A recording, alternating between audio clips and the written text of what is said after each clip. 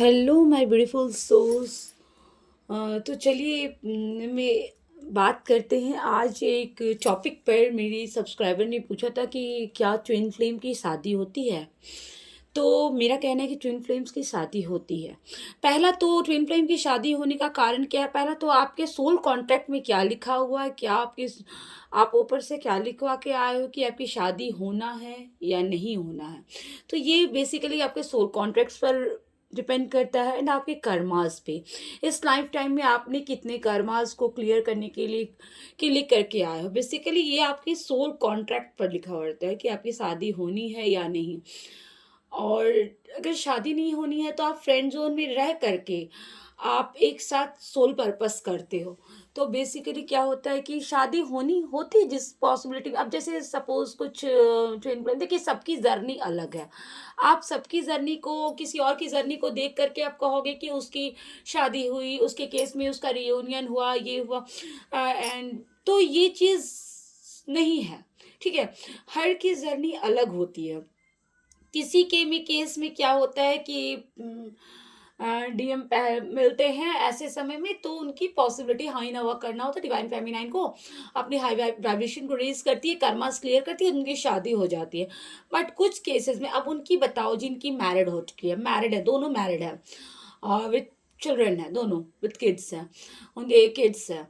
तो उस केसेस में क्या होता है कि उस केसेस में शादी होने के चांसेस रहते हैं अगर वो जिस पर्सन से उन दोनों मैरिड हैं, तो उनसे अगर उनका जो भी कर्मा है अगर क्लियर हो गया इस लाइफ टाइम में, मतलब कि शॉर्ट कर्मा के साथ आए हुए हैं, तो उनसे अलग होकर के कुछ ऐसा सिचुएशन ही क्रिएट हो जाता है, डिवाइन के द्वारा क्रिएट किया जाता है, जिससे कि फिर वो लोग ट्विन फ्लेम रियूनाइट हो जाते हैं। और जो जो स्पाउस है जिनसे मैरिड है, तो उन लोगों को डिवाइन कुछ ऐसा ही सिचुएशन ही क्रिएट कर दिया जाता है कि जिस वजह से वो उससे बाहर आ जाते हैं। तो ये चीज़ होती है, फिर ट्विन फ्लेम की शादी होती है।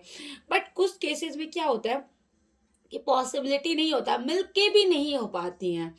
कुछ केसेस में शादी हाँ रहते हैं। अब डिवाइन ने 3D प्लेन पे आपको मिलवाया आपके ट्विन फ्लेम से, तो ठीक है, आप मिलोगे, रियूनियन होगा। तो कुछ केसेस में क्या होता है, एक साथ इकट्ठे रह करके एक फ्रेंड जोन में रह करके दोनों सोल पर्पस पर सर्व करते एक साथ। क्योंकि देखो, डिवाइन फेमिनाइन ठीक है, भले पहले अगर होता है कभी कभी कुछ केसेस में कि डिवाइन फेमिनाइन पहले खुद सोल पर्पस पे आगे बढ़ती है, बट उसके बाद डीएम को आना ही पड़ता है, चाहे वो चाहे या ना चाहे, उनको आना पड़ता है। ठीक है, क्योंकि डीएम का मेन पर्पस ही है डिवाइन फेमिनाइन को प्रोटेक्शन करना और साथ में मिलकर सोल पर्पस करना, बेसिकली ये चीज़ है। तो ये बेसिकली जो है शादी होना नहीं होना, ये बेसिकली आपके सोल कॉन्ट्रैक्ट पे लिखा रहता है कि आप क्या लेकर के आए हो ऑलरेडी। जब बर्थ लेने से पहले आपने क्या कॉन्ट्रैक्ट साइन किया था, कैसे कैसे आपको बेसिकली क्या जर्नी, आप बर्थ आए हो तो आपको अपना कर्मा क्लियर करना है, कैसे कैसे किन किन सोल से आपका क्या क्या कर्मा है उसको क्लियर करना है। अगर आपने सारे कर्मास क्लियर कर लिए तो फिर शादी हो जाती है। अगर 3D प्लेन पे अगर मिले हो डिवाइन मैस्कुलाइन से, तो अपने डीएम से, तो उस केसेस में पॉसिबल है। तो ये चीज़ था। आई होप मेरी सब्सक्राइबर को उनको समझ में आ गई होंगी कि शादी तो ये बेसिकली इसीलिए कहते हैं कि आप सब चीज़ों को छोड़कर डिवाइन पे सरेंडर कर दो, डिवाइन पे छोड़ दो, क्योंकि डिवाइन टाइमिंग पे ही सब चीज़ फाइनलाइज होना है। और एक चीज़ है, इस जर्नी में ये नहीं कह सकते कि यही होगा, नहीं, कुछ भी हो सकता है, क्योंकि ये जर्नी है, डिवाइनली गाइडेड जर्नी है, डिवाइन ने बना है, डिवाइन ने हमें जर्नी दी है। कब क्या करना है, कहते हैं ना, ऊपर वाला तो डायरेक्टर है, हम सब तो एक एक्ट्रेस हैं।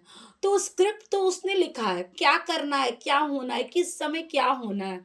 देन तो क्या है, परेशान होने से नहीं, कोई फायदा नहीं है। इट्स बेटर है कि आप वेट करें डिवाइन टाइमिंग का और अपने ऊपर फोकस हो जाए, उधर से ध्यान हटाए, खुद पर वर्क करें। सोल कॉन्ट्रैक्ट में लिखा होगा तो शादी होगी, सोल कॉन्ट्रैक्ट में नहीं वो लिखा होगा तो फ्रेंड जोन में बन करके रहेंगे, आपके माइंडसेट ही इस तरह से हो जाएंगे।